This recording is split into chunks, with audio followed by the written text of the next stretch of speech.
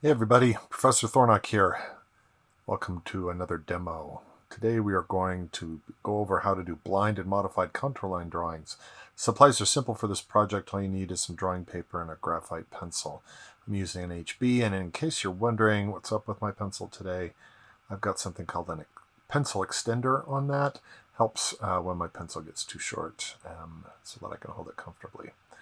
Now, before I begin drawing, it might be helpful to go over some terminology to describe what a contour is.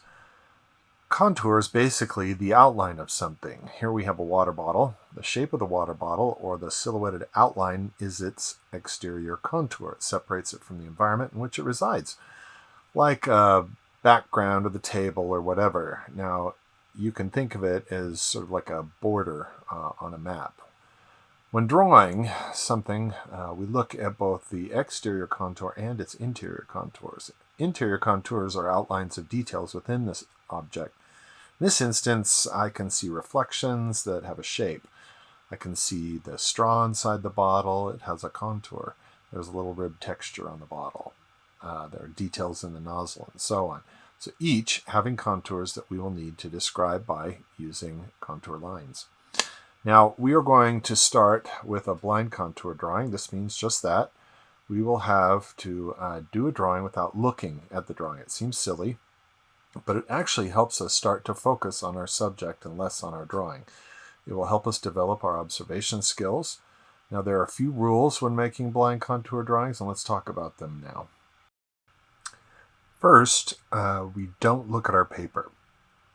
Now, it helps to cover your hand with another sheet of paper to keep you honest and to reduce the temptation to peek at what you're doing while you're working.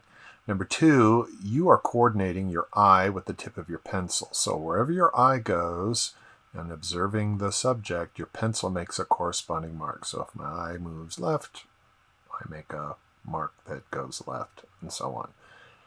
This drawing is mainly done with one continuous line, so try to keep your pencil down on the paper while you work. So while you're drawing, your pencil stays connected to the paper. Number four, I want you to go slow. As your eyes follow the contour of the subject, you will need to carefully observe the changes in direction or the interesting shapes that you're seeing, and it's not a race to finish the drawing. It's a lesson in observation. So if you don't finish in the time allotted, no big deal. What I'm more interested in is that you're really looking.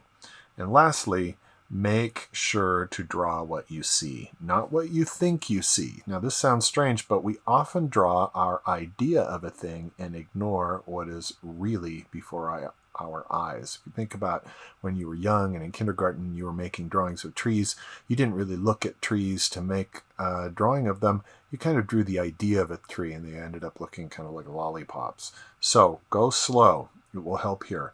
It also breaks the bad habit of drawing what you may be already comfortable with. Okay, so let's get drawing. So I've got a pad of paper here and my pencil ready to go. I've got my subject. I'm going to draw that water bottle just to keep it simple here. And you see on my pad, I've got several sheets of paper, sort of all clipped on, and that's going to be nice. I can tuck my hand underneath this first sheet of paper to make my drawing. So like this, that way I can't see what I'm working on. It just reduces the temptation, and I'll just be kind of working along underneath there. Now you notice my pencil's nice and sharp. It's always great to work with a sharp pencil. You get nice, accurate drawings.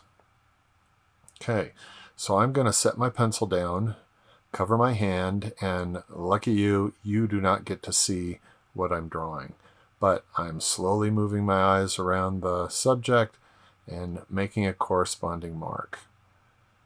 You can give yourself a time limit on things like this. I usually ask students to do 2.5 minute, 5 minute, and nothing longer than 10 minutes to do blind contour. Most of us can't stand not seeing our drawing for that long of a time period, so just kind of give yourself maybe set a timer on, and then just kind of get working. By the way, this is a great exercise to do in a sketchbook when you're sitting in a boring lecture or in some other circumstance where you're just sitting and watching somebody talk. You can just have a sketchbook, look at them directly, everybody thinks you're paying attention, and you can be making little drawings.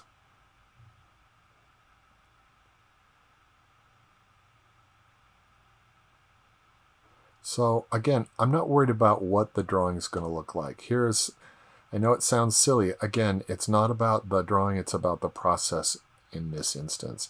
It's about observation. So let's see how I did.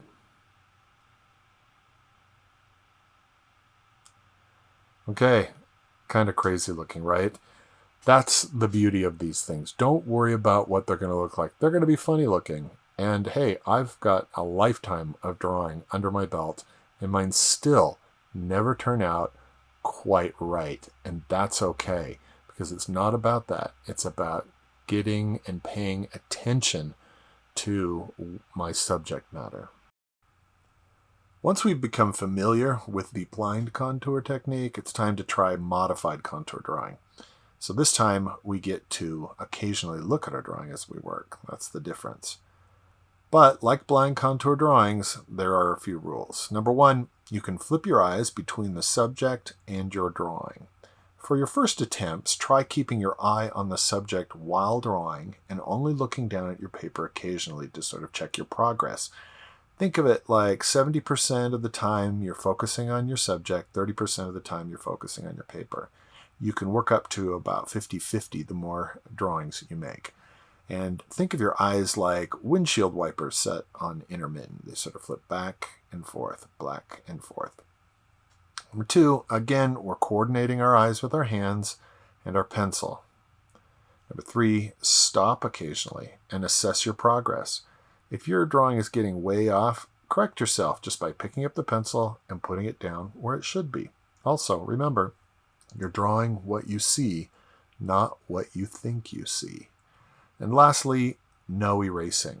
Be deliberate in your mark making and no blocking in shapes beforehand.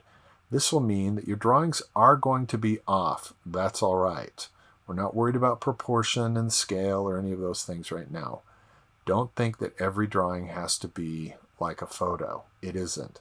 So just do the best you can. In fact, the more that you practice this, the better you will get at both noticing the subject and making a good translation of what you see on your paper. So now let's get started. So I've got a paper stacked up, as you can see on my drawing board. One of the advantages of working with several sheets of paper under the paper you're actually drawing on is that it gives a nice sort of comfortable surface while drawing. Now I've got my subject matter. It's a little dog skull here, and I'm just randomly picking a spot to start, and I'm setting my pencil down, and I'm making lines, trying to match exactly what I'm seeing. Now, I don't want to go too slow, but I don't want to go too fast. Trying to get into a comfortable rhythm here. It usually takes a little while. In fact, this kind of drawing is a great warm-up sort of style of drawing to get you in the mood or flip your brain from having done whatever you're doing beforehand to focusing your attention and energy on making drawings. So I'm just going around doing both the exterior contour and interior details like we talked about before. So I'm trying to represent the contours of the nasal cavity or the lines on the top of the skull that I see, like the little suture marks, or the outside. If I've drawn something that doesn't look quite right, I'll go back over it and draw where the line should be. I don't worry about the fact that I have evidence of the fact that I didn't get it right the first time. No big deal. No one's going to care. And this, again, is just about me getting better and more observant. So, like my other drawings, the blind contour drawings, it's a good idea to give yourself a time limit. Say 5 minutes or 10 minutes to try and get as much as you can drawn. If you have the luxury of a half hour, then that's great. Just you'll be adding more and more detail as you go. You'll be trying to correct things that you put down that aren't quite right. You might get little nuances or find new shapes within your subject matter that you didn't notice before because you're sort of struggling to find what else do I draw, what else do I draw. You could also incorporate the background or other objects within your field of view. These are great drawings too to do of people you know, so you can do portraits of them. And again, your sketchbook is a wonderful place to make these kinds of drawings. It's a sort of a private little place to make work. It doesn't have to be shown to anybody, and so it can be like your practice field where you aren't out there performing, you're just there to practice. So here I'm moving down into the mandible, looking at all the little shapes and things. Sometimes there are areas that I can't quite discern what's going on because it might be too dark in there, or I might not have my glasses on or whatever. So I try and just sort of get the best I can.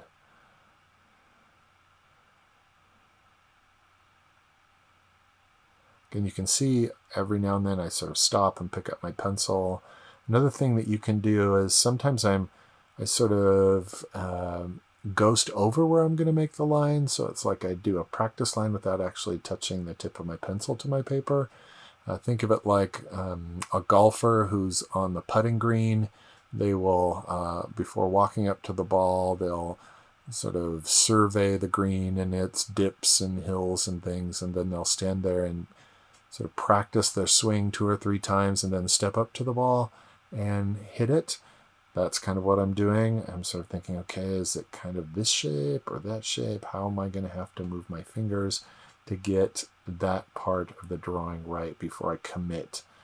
Another thing to do when making these drawings, if you're struggling with being too tentative, is do these drawings with a pen and not with a pencil. There's something about working in pen that you have to sort of commit, and you put the line down and it's there and you can't erase, and it just seems much more serious when you make a drawing in pen. So if you're struggling with working with graphite, with that temptation to erase or fix, or maybe you are erasing to try and get the lines right, do them in pen. Also, if you're working in a sketchbook, working in pen oftentimes is better because it doesn't smear the pages opposite. So if you've done a nice drawing on the left-hand side of your paper and you do a new drawing in graphite, sometimes it will sort of transfer, and then it makes your sketchbook look a little messy. So working in pen in a sketchbook is it's a great way to just sort of deal with commitment. And you can see I got the line kind of wrong there, so I tried to redraw it 2 or 3 times to get it in the right spot. Now the longer I work, the more details I can add. There's all sorts of little holes and textures and divots and strange things. I'm including lines that show shadow shapes. So there's areas of light and dark that, have a contour line around them.